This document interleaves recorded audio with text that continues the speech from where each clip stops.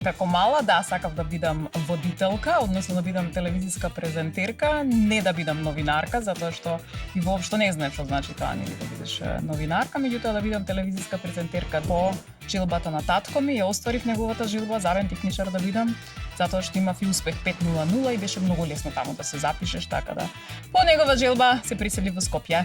Заеднички да растете е многу битно, значи за сите луѓе кои што се во брак, се во врска, значи треба да гледаат, на пример, ако се 5-10 години, значи ако се подобри од тоа што биле откако се запознале со партнерот, тоа значи дека добро им влијае, односно дека ја викам им се погоди. На мојот Инстаграм профил пишува дека ова е Снеже Велков. Не пишува Снеже Велков со синовите, не пишува Снеже Дарко Велков, не пишува Снеже и фамилијата, што значи дека ако Инстаграм профилот пишува Снеже Велков, значи тука ја наоѓаш Снеже Велков. Нас не третираа како звезди, јас имав сопствен асистентка која што беше задолжена за мене буквално за се да не се грижам за ништо, да ме упати во која соба треба да идам, во колку часот треба да почнам, да ми ги достави скриптите, да ме разбуди на сабајле, да се погрижи дали утрово сум станала, односно кога ќе влезам во тоа комбето кој што ја носеот и ние почнувавме сабајле во 5 сат, значи да се погрижи за мене, да ми донесе кафе, значи тоа беше она вау, кај сум дошла, им посакувам на сите кои што прават без разлика каков телевизиски проект една ваква Радмила, затоа што ќе им улесни работата многу повеќе. Ние во Македонија сме научени да работиме еден човек да работи се, па да биде и снимател, да биде и организатор, па да биде и монтажер и да биде сум ја го поминала и тој пат, меѓутоа додека не го поминеш тој пат, значи не сваќаш колку е олеснителна околност кога нели ќе имаш цел тим позади себе, затоа што да имаш и продуцент, да имаш и монтажер, да имаш и организатор, да имаш и сниматели, да имаш, значи ја викаме стејдж менаџери како и да е, значи многу е поважно, значи твојот фокус што се вложува за проектот го прави твојот фокус значи ќе биде насочен само кон квалитетна содржината. Дали си ги гледаш емисиите? Јас сум човек кој што ја гледа немонтираната емисија. Значи, Никола ни ги праќа немонтираните, за да се видам себе си и да видам што кај сум мутнала, односно да видам што и како е, а инаку емисиите кои што се готови на телевизија никогаш не. Секоја книга е само насока и не треба така да се пласираат како решавање на проблемите. Книгите не ги решаваат проблемите, него ти даваат насока како може да се реши проблем.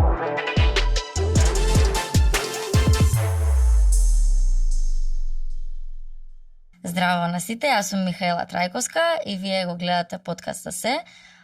Денес со нас во студиото е една од најредовните и најпосветените водителки во нашата држава, Снежа Велков. Мило ми е што си гостин во нашиот подкаст, како си? Ти благодарам на поканата, добра сум, редовна сум. Дали од мала сакаше да бидеш новинарка и дали тоа беше твојот сон и какво беше твоето детство?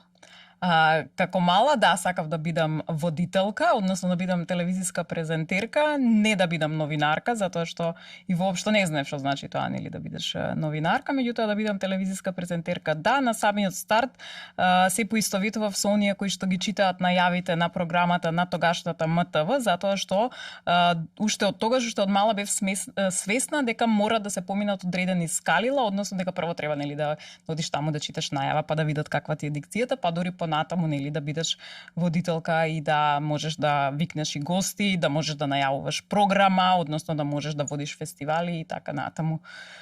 Детство како детство најубаво на цел свет. Како се случи, пошто не си од Скопје, како се случи твојата преселба у Скопје? Дојде за факултет или имаше некоја друга причина? Дојдов средно да учам тука, значи тоа беше визија и мисија на татко ми, кој што сакаше нас од мали, не подготвуваше дека ние треба да одиме во Скопје да учиме, затоа што Македонска Каменица е убава средина за живење, меѓутоа сметаше дека нели е ограничен растот и развивањето во однос и на едукација, во однос нели и на работа и во однос на постигнување на некаков успех, затоа што сепак колкава е средината, толку можеш да растеш, не ти дозволува. И бевме подготвени, јас и брат ми, дека треба да дојдеме да студираме во Скопје. За брат ми татко ми имаше некаква идеја дека треба да студира на електро, а за мене имаше идеја дека треба Снежа да биде докторка. Така да, брат ми ја прифати таа улога да биде и да студира електро. Јас отправин се нечкав, не сакав да студирам, односно да учам медицинско средно, па најдовме некаков компромис, добро, ако не сакаш средно медицинско, тогаш може да учиш забен техничар, па после тоа да видиме што понатаму, така да по жилбата на татко ми ја остварив неговата жилба забен техничар да бидам, затоа што имав и успех 5.00 и беше многу лесно таму да се запишеш, така да по негова жилба се приселив во Скопје.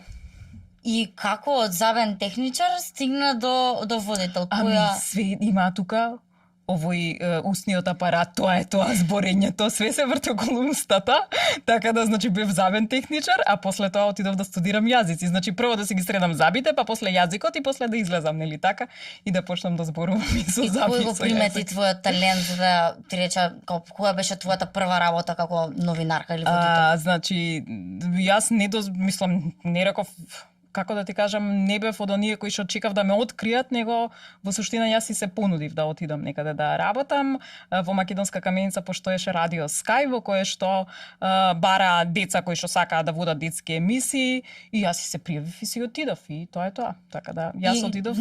Значи беа подготвени на тебе уште од каменица, која дојде во Скопје, више знаеа која си ти. Да, јас секогаш покажував особен интерес и успех кон македонскиот јазик и одев по тие секциите, нели, драмска, рецитаторска секција, значи ги покажував тие афинитети и во суштина и си го вежбав јазикот и моето говорење, и така да немав никаков проблем, нели, кога прв пат застанав пред микрофон во Sky радио тогашно, да можам и течно да зборувам и да давам насоки што, каде и како. Тогаш во суштина имаше оние топ листи, не знам дали се сеќаваш, имаше топ листи на детски песнички. Тоаш беше многу актуелно, па имавме од Сидо, Златно славече, од тие фестивали кај што, нели, на кое место требаше да се рангира, се даваа награди, не знам, гласај за песната и така натаму. Така да тоа беше. Која беше твојата прва работа во Скопје, која дојде како новинарка? А во Скопје, во Томато продукција, прв пат Red Hot. Тоа беше емисија, има интересна приказна, тоа не го кажа и што не обуката. Тоа е мојата најомилена приказна. Ти имаш зборено на многу подкасти за запознавањето со твојот сопруг. Се го запознала во таа емисија? До таа емисија, да, во Red Hot. Може да ја раскажеш уште еднаш приказната, пошто сакам да ја дел од овој подкаст, да. Зашо сегде имаш раскажано, ама мислам дека е некоја невообичаена приказна за запознавање. Памтам кога беше обуката. Ја мислам треба него да го викнете, он да ви ја раскаже мојата приказна, мојот дел го слушнавте. Кој знае човеков што идеја има? Си го прашала некојаш зашо? Била неговата. Како што ми кажал, ја така пренесувам, ама после 20 години, пошто ние до година ќе ни биде 20 години од како сме заедно, значи мислам дека можда ќе си ја каже вистината човекот, така да ја што и да раскажувам, ја знаете само мојата приказна. Опа, еве гледате. Значи, ај од другата страна да си го викнете него да раскажете. Зашо ја памтам тоа кога те прашав дали твоите партнери имале проблем со тоа што ти сакаш јавно да се експонираш, и ми рече немаш да те прекинам до партнери. Нема партнери, беше еден партнер и баш ме сакаше таква каква што сум. Точно. Тие голема поддршка во сите проекти. Секогаш голема поддршка, дури најголема поддршка, дури понекогаш јас толку не верувам во себе или има моменти кога сакам да се откажам затоа што ми е тешко и ондак ме потсетува на причината заради која што сум започнала и знае да ме бутка напред, и во моменти кога, нели, буквално не можам да се снајде, ќе ми рече тука сум, не се секирај, заеднички ќе го пребродиме. Мислам дека е многу важна таа поддршка и тука во суштина се гледа колку добро си го избрал партнерот, односно звездите, нели, како партнер. Да, па добро, он те избрал сега, така да супер. Па добро, да, меѓутоа би сум можела ја да не му се погодам. Сум можела да се расипам. Вака, знаеш, пакувањето е многу убаво, меѓутоа внатрешната суштината, не знам, така да. Да, мислам дека најбитно е за да градиш кариера доколку немаш поддршка од дома, мислам дека нема да од партнерот. Од партнерот, пошто тоа е идниот дом сега, твоите се дом до некоја возраст додека не се осамостариш, после тоа партнерот кој што ќе го избереш, мислам дека најбитен. Заеднички да растете е многу битно, значи за сите луѓе кои што се во брак, се во врска, значи треба да гледаат, на пример, ако се 5-10 години, значи ако се подобри од тоа што биле откако се запознале со партнерот, тоа значи дека добро им влијае, односно дека ја викам им се погодил. Значи заеднички растеме, се развиваме и пред се ако сме станати подобри луѓе во однос на тоа што сме биле на почетокот кога сме се запознале, тоа значи дека супер сме се одбрале, односно заеднички меѓусебно се поддржуваме. Ако на крајот, односно еве ако јас ги согледам моите 20 години со сопругот и ако сватам дека нели подобро ми било на почетокот кога сум се запознала, тоа значи дека Најчесто многу врски се не знам, шлепаат на таа носталгија, убаво ни беше на почетокот и заради таа носталгија продолжуваат, а уствари не иде, ама супер што твоето искуство е сосем поразлично, тоа е како навистина треба да биде. Си има фази и тоа се фази на растење и секоја една врска и секој еден брак мора да поминува од фаза во фаза, односно да има некаков раст, затоа што ако ние сме расте и кога доаѓаат деца, расте и кога се менува професијата, расте и преселбата, значи сето тоа се фази кои што треба да се поминат, затоа што и монотонијата ќе ве убие и она дека ништо не ви се случува во бракот, мислам не е поентата ние да се земеме сега супер си се имаме еден со друг. Не, значи треба и понатаму да се шири и познанствата и друштвата, па не знам кога ќе дојдат деца, па доаѓаат нели друштва од градинка, па доаѓаат друштва од школа, од средна школа и така натаму. Се менуваме карактерно, значи сите ние не сме истите како кога сме се запознале. Значи замисли да сум истата. Апсолутно, мислам, маш ми сака да каже дека се сум подобра пошто подобра сум со него. А јас знам да му кажам, мислам ние се што создававме заеднички и тоа е многу битно дека ние на почетокот почнавме буквално без ништо, односно отидовме под кирија во стан кој што беше 30 квадрати. Значи немавме ништо свое од родителите, од кои што нели еве ќе му даде тато кола, ќе му даде тато стан. Не викам дека и тоа е лошо, нели? Меѓутоа ние буквално си растевме заеднички од почеток. Значи од тие 30 квадрати во изнајмен стан, буквално во се изнајмено, нели? Ја памтам и ден денес како и ничката која што беше толку мала да можеше само да се влезе и да се направи кафе. Значи од тие моменти до нели подоцна живеевме подолго време под кирија, затоа што така одлучивме ние дека ќе инвестираме во бизнисот, а не во станот, односно во живеалиште, затоа што мене ми требаше малку подолго време да сватам дека во суштина инвестирањето во бизнисот е тоа што носи пари, заради тоа што тоа е нели обрат, не е тоа нешто што ќе го купиш и ќе стои, значи тоа е некаква инвестиција која што жива материја која што у секој момент може така, мене ми требаше доволно време да го сватам, меѓутоа еве 10 години бевме под кирија и никому ништо. Значи пак заеднички растевме, пак заеднички се организиравме, купивме стан кога можевме, повторно значи заеднички тоа го направивме и викам, значи растевме и во секоја ситуација во која што сме се нашле во лоши ситуации, нормално, нели? Меѓутоа сме се труделе да си ги поделиме тоа што е лошото и да си ја поделиме и среќата, нели како викаат лошото кога се дели се намалува, а среќата кога се дели се зголемува, така да. Тоа ни беше некаков принцип. Ги спомна твоите деца и имаш, мислам, тоа ти е принцип да не споделуваш никакви информации за нив и до сега добро ти функционира. Сакам да те прашам како успеа да го скриеш семејството толку долго и респектот од другите новинари, пошто например сите пробуваат на некој начин се пласираат во јавниот свет и викаат ја не сакам моето семејство да биде исто така пласирано и има ситуации, не знам, некој ќе пише дали ги следеле до продавничка и објавуваат слики. За вас немало таква. Па добро, веројатно и не сум им дала ниту повод, ниту причина за да тоа го прават, така да драго ми е и горда сум на себе што нели сум успеала во тоа. Моите деца се големи, значи син ми ќе биде матурант следната година, значи веќе 18 години, ниту смеам, ниту е правилно да јас него го форсирам за да го објавувам на Инстаграм, да го објавувам на Фејсбук. Малиот исто така не би, затоа што не сакам подоцна нели во подоцнежни години да ми речат ама ти мене ме објавуваше, ја не сакав и секогаш го спомнувам тоа дека на мојот Инстаграм профил пишува дека ова е Снеже Велков. Не пишува Снеже Велков со синовите, не пишува Снеже Дарко Велков, не пишува Снеже и фамилијата, што значи дека ако Инстаграм профилот пишува Снеже Велков, значи тука ја наоѓаш Снеже Велков, незините активности, се до тоа кое што Снеже сака да го покажува и сметам дека и се заштитувам, го заштитувам моето семејство, меѓутоа и буквално на некој начин не дозволувам да ми извадат од контекст ништо, затоа што мислам живееме во такво време да се работи за кликови, да се работи нели за случаи во кои што малку да сгрешиш или нешто да кажеш веднаш ќе ти извадат некои моменти, најчесто удираат по тоа што е најмилото ќе извада, значи нема потреба. Значи тоа ја така сум се заштитила. Гледам дека сега е многу голем тренд нели да ги децата да ги појавуваат како нели кога се мали и така натаму. Да, па и има привлечност и на гледачи, може некому му е сладко, на пример, мислам дека ќе бидам ретош, да, си го тоа сакам да кажам, да, значи дечињата они сега ги покажуваат, меѓутоа сакам да кажам дека во мое време, значи ја кога почнав, односно кога се породив, едниот син ми е роден 2007, значи тош не постоеше Facebook, не постоеше Instagram па ни малку и значи знам да кажам дека ја и деца родив и се омажив без Instagram и без Facebook. Сакам да те прашам, пошто го спомна тоа во муаветот, дека супругот ти бил поддршка дури кога си сакала да се откажеш, тоа ми беше и дел од прашањата. Дали имаше моменти кои само пошто ова не е лесна професија, реално притисокот од јавноста постои колку и да сакаш некогаш да се ограничиш од некои работи, да речеш не е компетентен тој да ме коментира мене, стои позади некој профил кој што нема ни име вистинско ни слика, сепак некогаш некои работи допираат од тебе. Во кои моменти сакаше да се откажеш и што беше тоа што те врати назад, дали баш таа поддршка од сопругот или моментот дека си родена за тоа и го правиш тоа што го сакаш најдобро?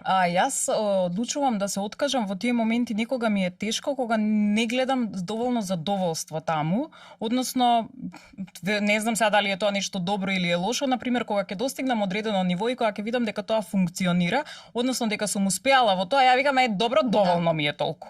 Сега, тоа добро, доволно ми е толку, значи треба некој да ме поттикне да рече чекај, немој. Значи дај застани, мислам исто ми и со возењето велосипед, ја ќе видам дека можам да извозам 20 километри, онак више не ми е интересно ништо. Ништо од тоа, па го правам, нели еве на пример во случајот возам велосипед заради повредата од коленото. Овдека во овој случај требаше да се обстои и да ми кажат дека обстојувањето нели во суштина си носи своји бенефиции и зашто треба да бидам таму, затоа што ако еднаш успееш, значи тоа успеваш денеска, те гледаат 2 недели траеш, после тоа те снемува. Континуитетот е тоа во суштина што те прави вреден и што ти дава нели кредибилитет дека ти си како водител, како новинар, значи дека имаш своја одредена цена и го заслужуваш местото таму каде што си. Значи блеснувањето во момент е добра работа. И тоа се случува сега, барем со социјалните мрежи, блеснуваш за момент, си популарен, значи да сите се заборава. Ама трењето е тоа што ќе те направи познат. Затоа реков некој што е вреден и што постои, зашто секој може, мислам дека кај нас конкуренцијата не е толку голема што да излезеш било што да објавиш, ќе привлечеш внимание, дури да си нов, барем ќе речат кој е овој, ама за да обстоиш, за да траеш, треба да си редовен и консистентен. Какви беа коментарите кога се појавите? Имаше тогаш социјалните мрежи? Не имаше тогаш социјални мрежи, немаше ништо, значи 2004 кон 2005. Весниците? Значи весници се пишува весници и она што ќе слушнеш нели коментари што ќе ти пренесат колегите во Томато кога работев јас, па нели кога се движат низ кругови па ќе кажат оваа малава, тогаш ме знаја плавото девојче со дупчиња, значи тогаш се појавив нели како плавото девојче со дупчиња и така ме знаја, нели? Снеже од Red Hot, па Снеже од Hotline бев едно време, затоа што не знаја дали е Hotline или Red Hot и го поистоветуваа тоа. Така да тоа беше интересното, меѓутоа тогаш имаше настани на кои што не гледаа, мислам тоа беше единствениот контакт со публиката, немаше никаков контакт за ти да видиш што мислат луѓето за тебе и мислам дека беше тоа едно многу поубаво време. Беше порастеретено заради тоа што си ја вршевме работата најдобро што знаеме и заради тоа што не ги слушавме коментарите од страна добро е, лошо е, вака е, така е, него го правевме она што најдобро знаеме и сервиравме некакви критериуми во однос на тоа како треба да изгледа едно шоубиз телевизиско шоу и ги поставувавме тие темели на тоа шоубиз издание, да речеме. Red Hot беше првото, па понатаму нели излегува сите останати од ексклузив, од бекстејдж, од како беше добра шема, добра вода. Значи тоа се сите тие кои што отпосле се родија, а Red Hot беше првичното кое што се емитуваше тогаш на Ајден телевизија. Јас се паметам од бекстејдж и после тоа знам дека го водеше големиот брат, тоа ми беше забранено тоа го гледам, ама си успевав некако да фатам нешто. и X Factor. Тоа се два големи проекти на кои што имаш работено во соработка со Србија. Како се случи таа соработка и дали се чувствуваше среќна што покрај толку многу новинари од Србија они те побараа баш тебе од овде? Па вака сега, кога станува збор за таквите големи телевизиски шоуа, односно тоа се реални шоуа, значи има еден принцип на кој што тие доаѓаат во нашите држави, во нашите простори, ќе речам. Например, Red Hot е како лиценцирано музичко шоу, кое што за да може да се емитува, например, во одредена земја, би требало на нив да им биде тоа исплатливо, односно да има доволен број на публика, нели, и они го земаат, целото шоу го зема како регион.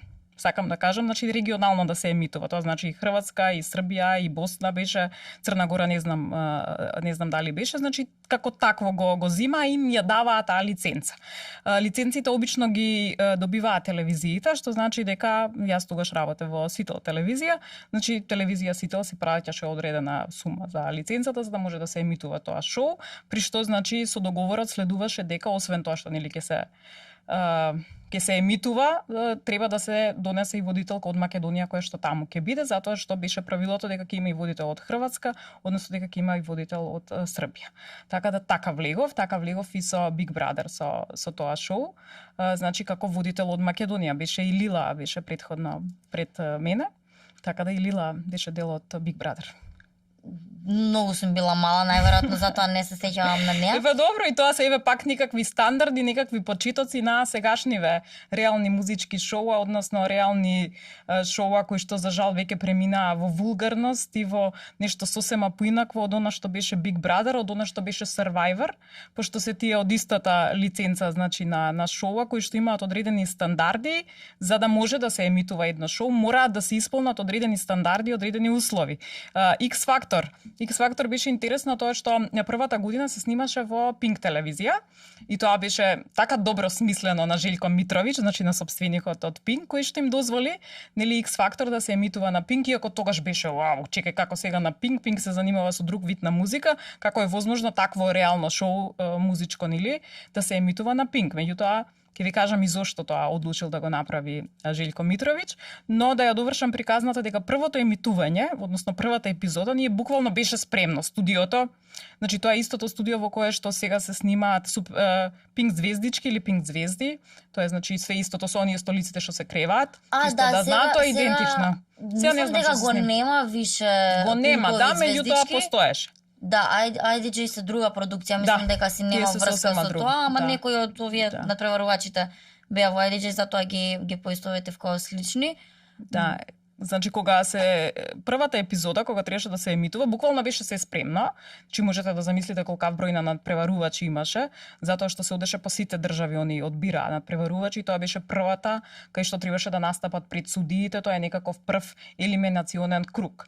Значи се е спремно, светло е поставено, тука беше некој продуцент од Англија кој што е задолжен за да провери дали функционира како што треба таа франшиза, односно дали соодветно ќе бидат поставени сите работи, одеднаш он забележа дека на едната страна од тој X-от, кој што требаше да биде златен, малку тоа боичката е потемна. И тогаш мораше да се вади да се одлепи, па да се залепи повторно и ние чекавме буквално некои 6 часа за да можеме да почнеме, така да до таму одеа. Значи се да биде како што треба за да дозволат да се започне, затоа што не може некој на Балканот да го брука името на X Factor што толку го граделе. Така да тоа е тоа. Искрено браво за пофалба. Едноставно биле некои поубави времења се гледа и од принцип имаше, на работа. Да, и не можеше секој нели да направи и врз основа на тоа постоја и стандарди нели. Мислам све си имаше. Па многу беа поригорозни, например, еве сега гледам конкретно, не знам, на Сител се емитуваат звездите на Грант и сега долго време се спроведува тој муабет дури да не знае добро да пее, као појава е интересен. А знам дека X Factor го гледав, затоа бев доволно возрастна за да памтам што се случуваше, знам кој беше принципот на работа и дека тие 12 што беа влезени беа стварно на вистина добри пејачи, значи немаше некој од шоу бизнис аспект да биде присутен само пошто е интересен како појава или прави некој циркус, што кај нас реално за да се прославиш пали тоа, го сватија и како тоа како шема, или си стварно многу добар и конзистентен или само да не бидам брутална, ама правиш будала од себе и на другите им е интересно и те гледаат и Па добро, само пали. секогаш во секое шоу мора да има еден кој што нели се издвојува по својата, да речеме, тип од будалаштините, затоа што постои публика која што сака нели да го гледа, меѓутоа на крајот стигнуваат нели до тие елиминациони кругови кога се гледа кој испливува на површина. За жал криво ми е што ниту еден од победниците и првата сезона беше нели Даниел Кајмаковски, Да. втората мислам дека беше Амел Чурич, не знам, така некако се викаше, од Босна мислам дека беше. Не направија не направија голема кариера. голема кариера. Дали тоа беше, мислам јас имам интерни информации кои што не сакам да ги шерувам. Исто, и мислам дека е поради моментот баш тоа што го збориме цело време. Консистентноста, баш кога требале да работат најмногу, имало некој степ. Не е ист начинот на кој што ти доаѓаш на врвот кога се бориш сам и кога некој ќе те прогласи дека си најдобар. Некој ако те прогласи дека си најдобар, многу е тешко после тоа ти ако паднеш да станеш, затоа што ти си најдобар и ти како најдобар, мислам, не е дозволено да паднеш. А вака ако постепено си се искачуваш, паѓаш, стануваш, многу се зацврснуваш, така да мислам дека тоа е проблемот во сите тие музички реални шоуа. Отите оставаат сам. Значи сам си, после тоа што се тргаат сите. Затоа сега, например, овие IDJ конкретно подпишуваат договор за да неоставно влегуваш во продукцијата. Тоа го Сите што прават влегле. истото и Да. звездите на Грант. Подпишуваш одреден договор и навистина се грижа за тебе и затоа се стигнати и големи звезди од оние што се без разлика на тоа дали мене ми се допаѓа нивната музика или не, меѓутоа навистина се изградија пејачи. Беше интересна приказната за X Factor. Имаш уште некоја таква случка? Сигурно има многу, ама некоја случка од тој тип, зашто стварно на вистина била многу голема контролата на квалитет, доколку само заради боја на X-от они менувале цел сет и што траело толку многу долго. Тоа е една сосема друга приказна кога влегуваш таму во еве реков дека тоа беше првата година беше во Pink телевизија, втората година се емитуваше на прва, па тука работеа тие луѓе. Значи, таа е таква продукција, таква реализација, значи да на пример јас прашував извинете ова микрофончево и само се обраќам нели на некој човек рандом му викам извините тоа не е мој посал, молим вас пронаđите соодветно тој, значи он никогаш не сакаше човек да за се, буквално за се и бевме дури мислам тогаш сите ние нас не третираа како звезди, јас имав сопствен асистентка која што беше задолжена за мене буквално за се да не се грижам за ништо, да ме упати во која соба треба да идам, во колку часот треба да почнам, да ми ги достави скриптите, да ме разбуди на сабајле, да се погрижи дали утрово сум станала, односно кога ќе влезам во тоа комбето кој што ја носеот и ние почнувавме сабајле во 5 саат, значи да се погрижи за мене, да ми донесе кафе, значи тоа беше она, вау, кај сум дошла, тогаш беше Александар, се викаше, му заборев презимето, значи играше играше во трето полувреме, тоа е нашиот, него во Монтевидео, заборев како се презива. Тој беше Александар, актер, а другата водителка од Хрватска беше Антонија Блаче, со кој што ние бевме тоа водителско трио и подоцна ни се приклучи и Николина Пишек и буквално сите ние имавме еднаков третман, значи баш како звезди. Тука беа и покојниот нели Масимо Савич, кој што беше судија, беше Тончи Хулич, Желјко Јоксимовиќ и беше Кристина, а предходно беше како се викаше пејачката? Со исто презиме беа, знам за која мислиш. Кристина Ковач беше во едната сезона, а во другата беше Емина Јаховиќ. Да. Емина Јаховиќ беше исто така, значи за сите имаше еднаков третман, односно нели се грижа за нив. Интересно беше дека на пример Масимо Савич јадеше само манго и тврди сир, он го вика, значи тоа јадеше он. Имаше само еден период во денот кога јадеше, значи тоа беше некаде околу 4 сати, толку му беше едно манго и јадеше оној пармеџано. И супер, мене многу ми се свиѓа пошто тој третман што ви го давале не било сега кој им даваат, не знам кој ќе одат некој во емисија и кој ќе побараат некој работи кои што се дел од нивното нивниот редовен принцип ги сваѓаат како уважени, како замислени. Не знам, имаше читав пред некое време за Дженифер Лопес. Сега има некој како онака хейт пропаганда против Дженифер Лопес и моментот дека отишла негде и побарала да биде се наместено во бело и се околу неј за да биде бело.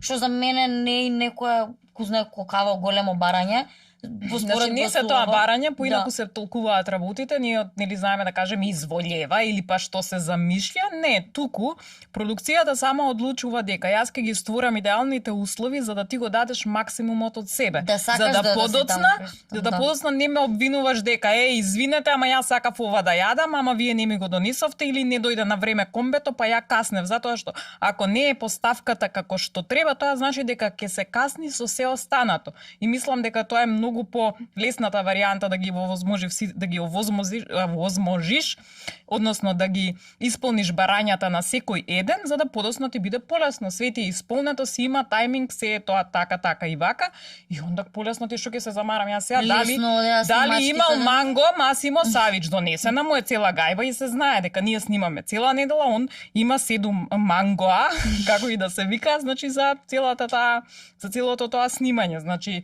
Снежана не знам, она не јаде ова и ова, добро за Снежана имаме веганска храна. Никаков проблем не беше сето тоа да биде изреализирано.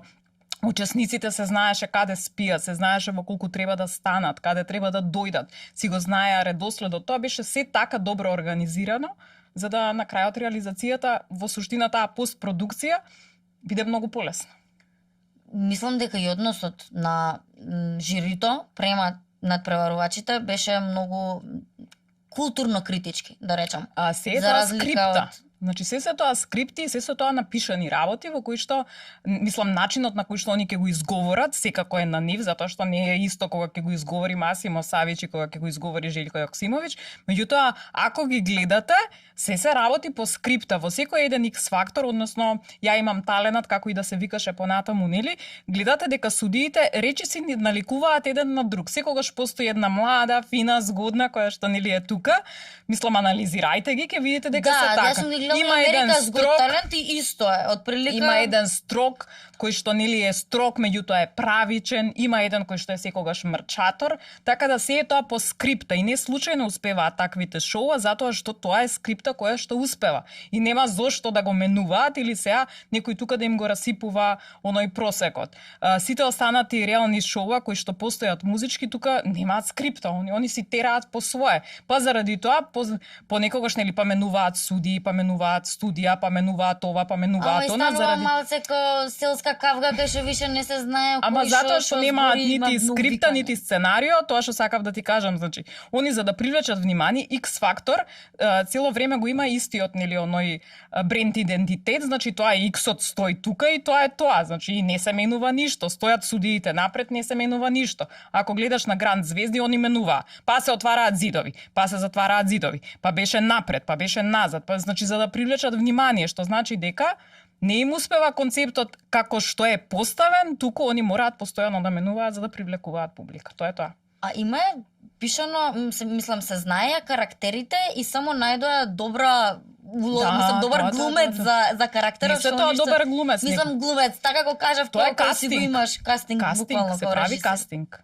Значи тоа е кастинг кој што се прави, ти реков, не за џабе успеваат таквите шоу. Не за џабе успева толку долго Big Brother. Не за џабе толку успева Survivor. На Лила квизот исто така е франшизен квиз кој што е Deal or Not Deal, не знам како се вика во суштина вистинското име, меѓутоа успева заради тоа што тоа е сепак франшиза и тоа е нешто кое што успева.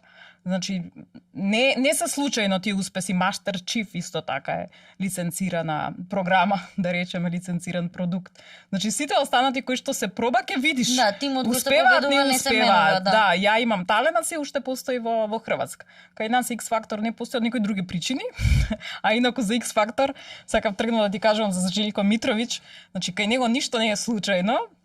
Така да, кога прв пат дојде X Factor, во суштина неговата цел беше он да го ја ископира целата идеја.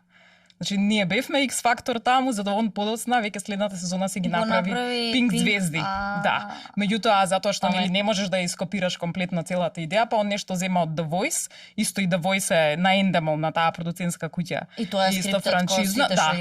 Да. Се, ама гледате за да не плаќаат нели лиценца, они одлучуваат поинаку да работат во суштина. Сам ќе си правам, па ќе земам нешто од The Voice, па ќе земам нешто од X Factor, па нешто ќе земам од Ја имам таленат и онда ќе го направам свое. Тоа исто кога се прават, нели, не е плагијат на музиката, ако имаш само земено 2 или 3 такта, а пак е слично. Така да, Тоа се тие работи.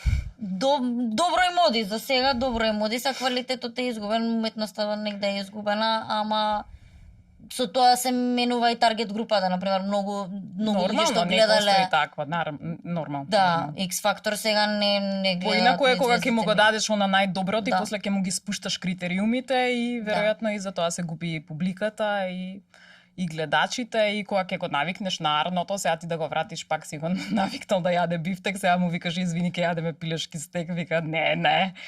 Ќе идам да си купам бифтек кај што има или ќе го гледам бифтекот на странските програми, да. Така да тоа е проблемот што сега имаш еден голем проект што мислам дека е, од кога го почнав подкастов, го категоризирам твојот проект као најтешка емисија во државава што се води, само од концептот дека ти треба да викаш четворица гости. Која беше, мислам, како се роди идејата за нешто конкретно?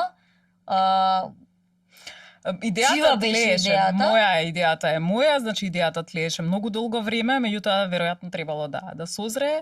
Јас уште баш пред некое време кога ги анализирав со што сум сакала да почнам, навистина сум сакала да почнам со некоја ваква емисија, значи во однос машко-женски муабети, затоа што тоа ме интересирало од секогаш, меѓутоа таму има безброј теми и никогаш не е досадно и никогаш нема да се исцрпи тоа, на пример, ако европско првенство, денеска зборуваме за европското првенство, значи ќе заврши и после тоа нема муабет. Што ќе правиме? Машки и женски односи ми се омилена тема и за секогаш, пошто стварно за секогаш ќе може да се води таа дискусија и да има и новитети и различни мислења, па чак што више и да бидат истите теми, секогаш ќе биде интересно за гледање.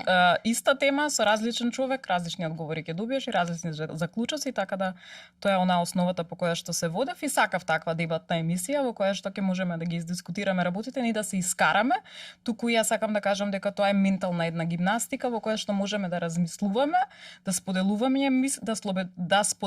мислења, да не се налутиме еден на друг, а на крајот сепак да се излеземе задоволни од тоа дека сме биле во емисијата и сме размениле мислења и затоа и го терам нели на хумор, затоа што низ хумор може многу полесно да се кажат работите и бога ми да се прифатат како вистина, а па да не ти дојде тешко нели, да ти рече леле ти се скинале хулахопките и ќе ти биде смешно нели, лала види стварно ми се, али ако ти рече боже на ова со скинати хулахопки, не само што ќе се навредиш, не само што ќе ти биде непријатно, него веројатно и да седиш тука на пример да ти пукнат сега хулахопките, ќе си речеш боже, што ако си направиме ние смешка на тоа, нели? Да. Поинаку ќе си го прифатиме. Затоа тоа исто го споредувам со пишување и со face-to-face комуникација, кога ќе ти пише некој нешто може да звучи руд, сега го кажам како англицизам, не знам на македонски безобразно, сурово. А во живо која ќе ти го каже изгледа секојаш со смење можеш да поправиш многу работи. А како, според кој критериум ги бирате гостите и дали е плански да бидат од различни животни категории, од различни, не знам, статусни категории, пошто некојаш гледам. План. Да, некојаш гледам и стварно си викам која скакала на луѓе, да. Се е со план. Се е направено со некаква предумисла. Некогаш се случува да тоа кое што сме го испланирале и кое што сме се надевале дека ќе биде добро, па да не успее, меѓутоа никогаш не значи дека емисијата не била доволно квалитетна или доволно успешна, ако ништо на крајот на криштата сме сватиле дека оваа спојка не ни функционира. Значи не сакам да кажам дека сме имале неуспешни емисии или неуспешно споени гости, затоа што секој гостин дал се од себе за да во тој момент да го направи она што е најдоброто. Која ти е омилена спојка?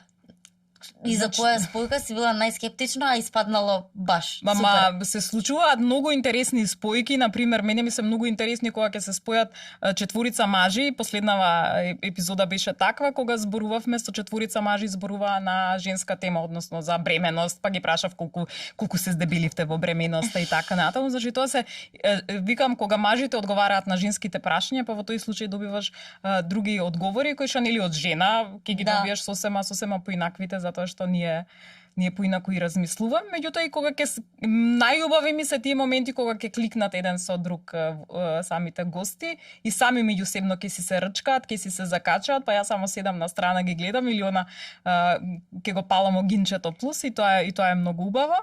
Така да сите емисии имаат свој драж и своја убавина. Дури и таму кој што се случило да јас на пример не сум во топ форма. се случило некојаш да биде толку многу кнап што едноставно не можеш да најдеш четворица гости? До сега не се случи еднаш само да дојдат тројца гости, меѓутоа тоа беше навистина вонредна ситуација во која што гостинот пристигна беше значи присутен во хотелот, меѓутоа заради итен случај со член од неговото семејство мораше да си замине. Значи тоа беше единствен случај, а инаку секогаш постојат пријатели кои што може да ти ускокнат и на кои што многу сум им благодарна и пред се сум им благодарна затоа што има доверба во мене да е нели она кога баш ке загости, кога ние во 12 сат треба да имаме гости, а снимањето е во 3 на пример да им се јавам, знаат да кажат добро е, ќе дојдам, значи многу е убаво кога однапред си стварате доверба кај луѓето за да нели можете да им се ослоните на некој начин. Така да до сега да чукнам во дрво не сме имале таков проблем и не мислам дека е тешка емисијата затоа што има четворица гости, покажавме дека може да се функционира така и драго ми е дека нели други телевизии го следат тој пример и дека навистина во Македонија постојат луѓе кои што знаат што да кажат, само треба да ги викнат и да ги прашат. Каков е тимот кој што се занимава, пошто не си ти само мислам како нормално, има луѓе кои што ги договараат гостите. Има човек, девојка која што ги договара, се вика Радмила, она е една единствена.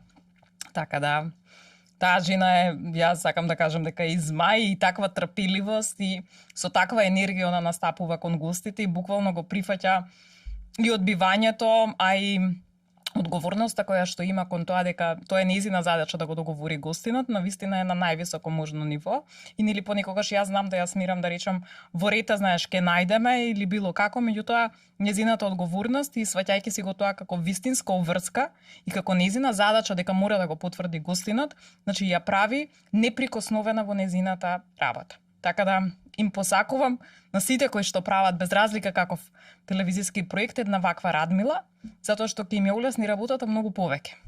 Да, па ете си зела нешто од тие претходни искуства каде што тоа што го кажа дека мора да имаш асистент или најмала рака секој да си ја знае својата работа и да не се меша во работата на другиот, едноставно да му веруваш на...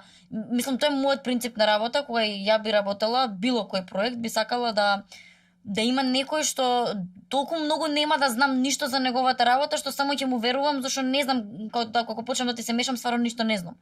И мислам дека тоа е многу важно за успехот на целиот проект во глобално. Ние во Македонија сме научени да работиме еден човек да работи се, па да биде и снимател, да биде и организатор, па да биде и монтажер и да биде, сум ја го поминала и тој пат, меѓутоа додека не го поминеш тој пат, значи не сваќаш колку е олеснителна околност кога нели ќе имаш цел тим позади себе, затоа што да имаш и продуцент, да имаш и монтажер, да имаш и организатор, да имаш и сниматели, да имаш, значи ја викаме stage manager и како и да е, значи многу е поважно, значи твојот фокус што се вложува за проектот го прави полесно. Твојот фокус значи ќе биде насочен само кон квалитетна содржината.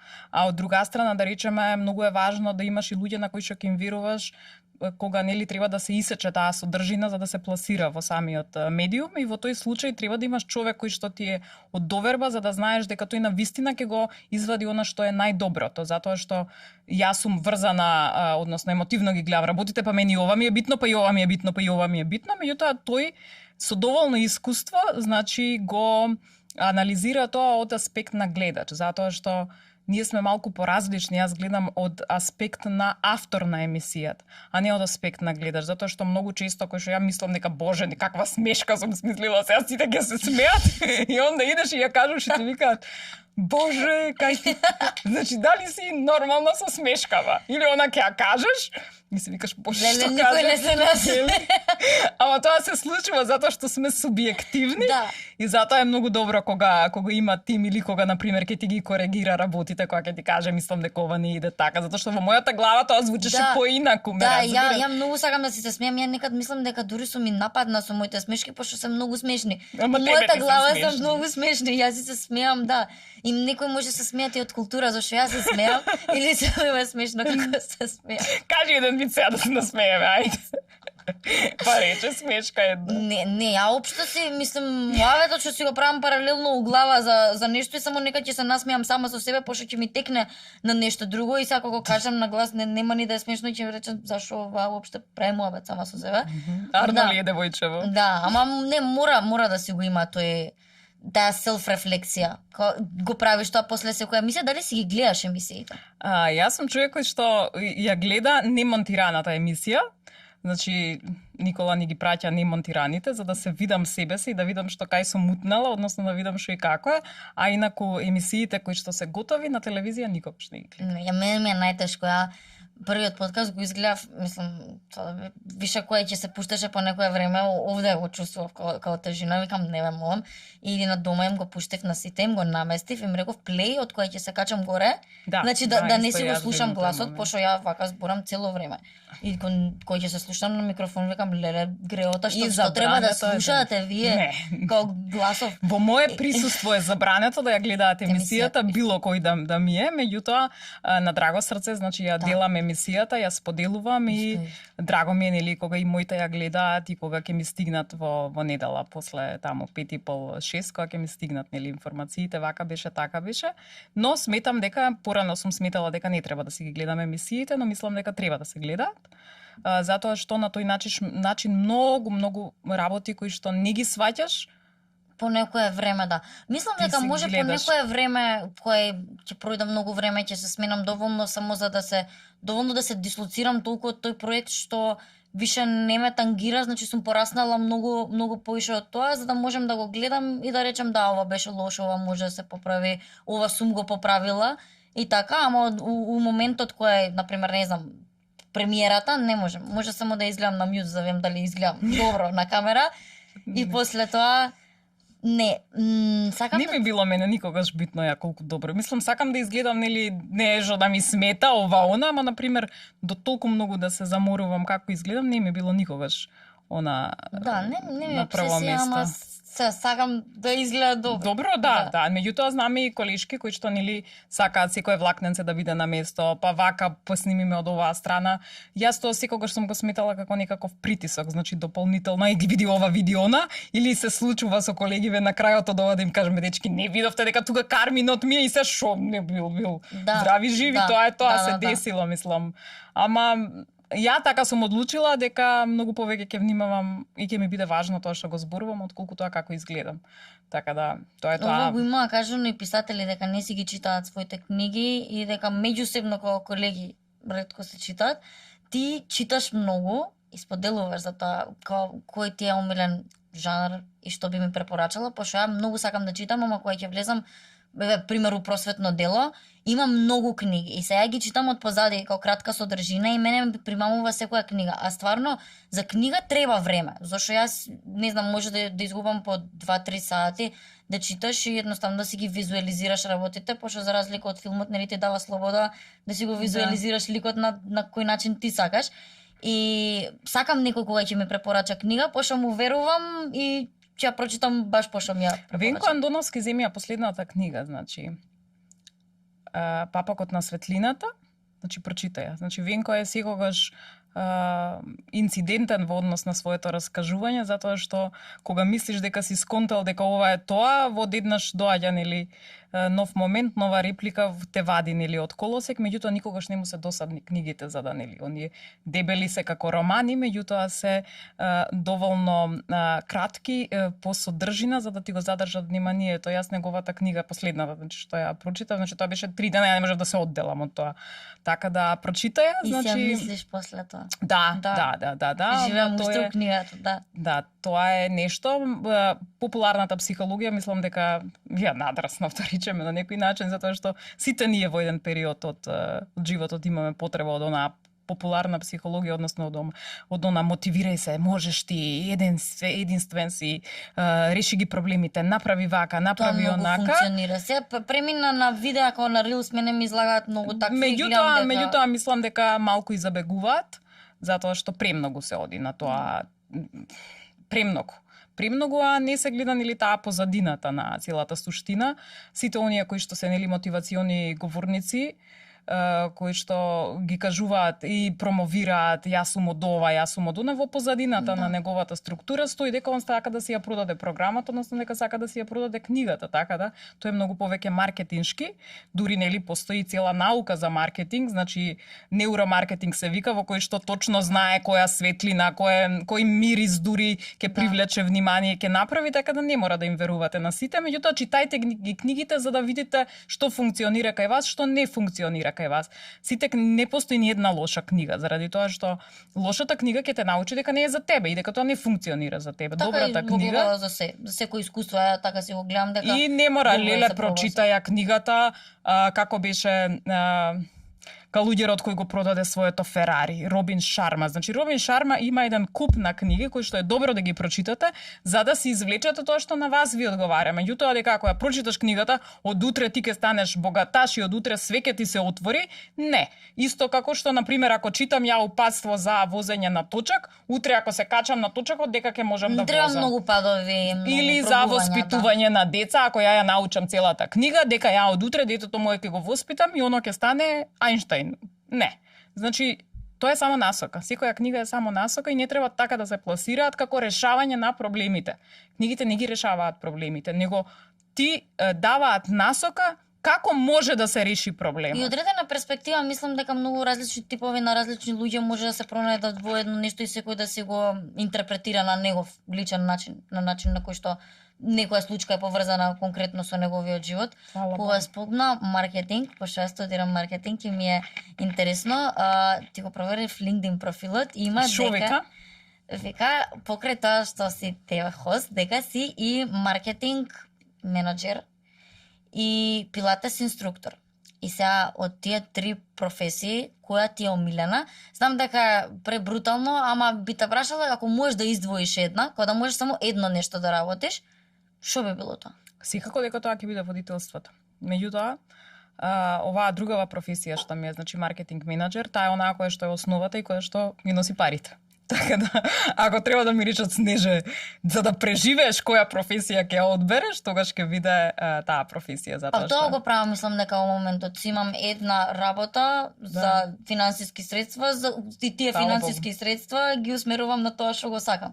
И па тоа е тоа, затоа што во Македонија за жал такво е поднебјето, да не можеме, нели, од тоа што го сакаме, не можеме да живееме од тоа. Па ние мораме да можеш ја ќе бев глумица сигурно и ќе бев една или две работи кои што мораме да ги работиме, меѓутоа па и затоа имаш слобода, нели, да тоа што го правиш, дури да не ти носи заработка, нели, да уживаш во тоа што го правиш, затоа што имаш заработка на друга страна. Јас тоа го советувам и на син ми го советувам, он има нели некакви идеи дека сега во моментов сака на тоа да заработува, меѓутоа секогаш му викам најди една работа во која што ти ќе заработуваш и ќе се чувствуваш силен дека си заработил. Значи денеска нека биде. Зашо се интересираат пошто догодина ќе биде матурант, најверојатно сега се водат тие секогаш тие оние IT нели и тие дата анализи и сето тоа кое што сега во моментов е актуелно, па не знам, па дури во брзите пари од едитирање на видеа викаат, нели, оние рилсовите и сето тоа, значи тоа се работи кои што меѓутоа ги има многу луѓе кои што тоа веќе го работат, така да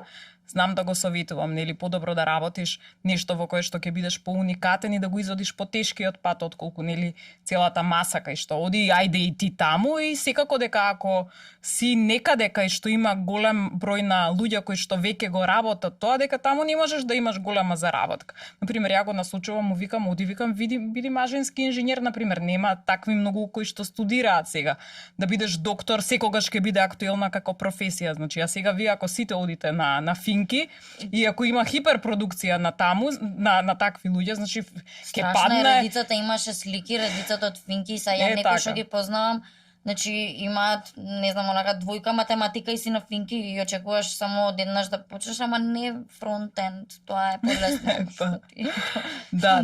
Така да подобро е некаде да отидеш кај што нема толкав. И ќе бидеш и поценет и сигурно ќе взимаш и повисока плата, затоа што конкуренцијата е многу помала, така да. Издвоите се од стадото, тоа е мој секогаш совет е дека ќе се издвоиш од стадото, не за друго, затоа што секогаш ќе бидеш приметен. Таму кај што е голема гужва, кој ќе те види у гужвата, брате, ако не викнеш или ако не се утепаш, значи тогаш ќе те видат. Така да, тоа е тоа. Ми читаш мислите и ми ги одговориш некои прашања унапред, тоа сакам да те прашам за крај. Еден совет, сега пошто јас сум почетник, ти си више од 20 години. Ти имаш искуство во индустријата колку што јас имам години. Значи ти си почела 2004-та? Да. Јас сум родена 2003-та, така да. Ете така, сум те пораснала, Да. пораснавме со тебе. И Снеже. што ви ме кажала као совет? И околу емисијава и во глобала, во животот. Совети стара мајка Снеже да ти каже, значи јас сакам да зборувам многу и да си ги земат деловите кои што на нив им одговараат, посебно нели на синовите, меѓутоа сум од тие кои што знаеш онака баш збори. Има останува нешто во главата, така да добро Останува е. секогаш колку и да е иритантно, Така, по некое останува. време проаѓа долго време и си кажеш што ми каже. Што ми кажа мајка ми или јас знам да ја прашам мајка ми, мамо, а како ти беше секогаш во право? Мислам, тоа е она кое што доаѓа со искуството. Значи, најбитната работа за да се успее во било која професија е да го сакаш тоа што го работиш и да ја знаеш вистинската причина заради која си таму. Ако причината ти е заработката, во ред, тоа е тоа, да знаеш дека и кога е тешко, и кога Си е таму за мачно, пари. си таму за пари. Ако твојата причина е да си го имаш оно убаво чувство на душичката дека ете си се исполнил со тоа што си го направил, како што е во случајот со мојата емисија, значи нека е тоа причината. И ако и биди свесна за тоа, и ако на пример на крајот од месецот не добиеш финансиски средства, значи треба да бидеш свесна дека твојата причина била Не биле за да ти биде. финансиските средства, само така, било значи исполнено. мора да бидеш свесен во тоа што го работиш и дека сам си одговорен за се. Значи да се престане да се бара одговорност во околината, во не знам, во властите, во државата во која се наоѓаме, во временските услови, во тоа дали ми откажал гостин или не ми откажал, значи никој друг не ми е крив за состојбата во која што јас се наоѓам. Околностите можат да влијаат.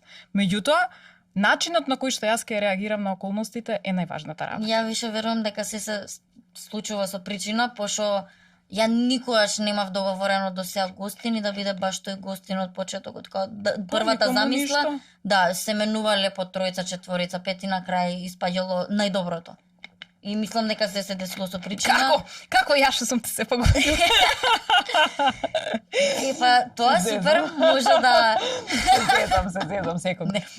Значи Ма јас не имам си еден момент кој што никогаш себе си и нема никогаш да се прогласам за најдобри, никогаш не мислам, затоа што ако кажеш јас сум најдобар, тоа значи дека тоа е онаа финална категорија и немаш можност да се подобруваш. А ако немаш можност да се подобруваш, братче, ти идеш назад, се назадуваш. Да. Така да, ја кажем, секој ден сум се подобра.